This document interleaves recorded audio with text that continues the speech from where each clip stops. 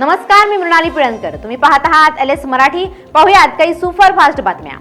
विधान भवनाच्या पायऱ्यांवर विरोधकांचं शेतकऱ्यांसाठी आंदोलन. शेतकऱ्यांचा सातबारा कोरा झालाच पाहिजे, विरोधकांची मागणी. शेतकरी उपाशी, कॉन्ट्रॅक्टर तुपाशी. घोषणाबाजी करत सरकारला कोंडीत पकडण्याचा प्रयत्न. अजित पवारांच्या राष्ट्रवादीचे आमदार अमोल मिटकरी यांनी पिंकी माळीच्या कुटुंबियांची घेतली भेट. माळीच्या कुटुंबियांना धमकावलं जात असल्याचा अमोल मिटकरींचा दावा. VK सिंग यांची नार्को टेस्ट करा, मिटकरींची मागणी. ठाण्याच्या जांभळी नाका परिसरात चैत्र नवरात्रोत्सवाचा जयघोष. देवीच्या भव्य मंडपाचं भूमिपूजन. राजन विचारे यांच्या हस्ते विधिवत पूजा करून मंडपाच्या उभारणीचा शुभारंभ.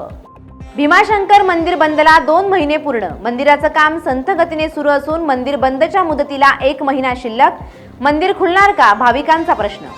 बीडच्या आष्टीत म्हसोबावाडीचा अजय शेडके याची आर्मी ऑफिसर पदी निवड. ग्रामस्थांकडून बाप लेकाची जंगी मिरवणूक. UPSC परीक्षेत नाशिकच्या मालेगावातील विद्यार्थ्यांचा देशात डंका. शेतकरी कन्याने UPSC परीक्षेत मिळवलं घवघवीत यश. सोशल मीडियापासून तुम्ही दूर राहून अभूतपूर्व यश मिळवू शकता, प्रेरणा खवळेंचा सल्ला. अहिल्यानगरच्या कोळगावात विशेष ग्रामसभा आयोजित. ग्रामसभेत गाव शिवमुक्त करण्याचा महत्त्वाचा निर्णय. शिवी दिल्यास 500 रुपयांचा दंड.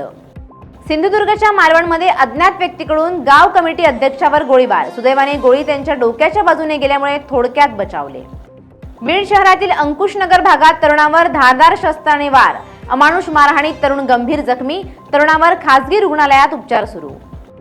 नाशिकच्या निफाडमध्ये डॉक्टर दाम्पत्यावर हल्ला. संतप्त नागरिकांचा 2 तास रास्ता रोको. आरोपींवर कठोर कारवाई करण्याची आंदोलकांची मागणी.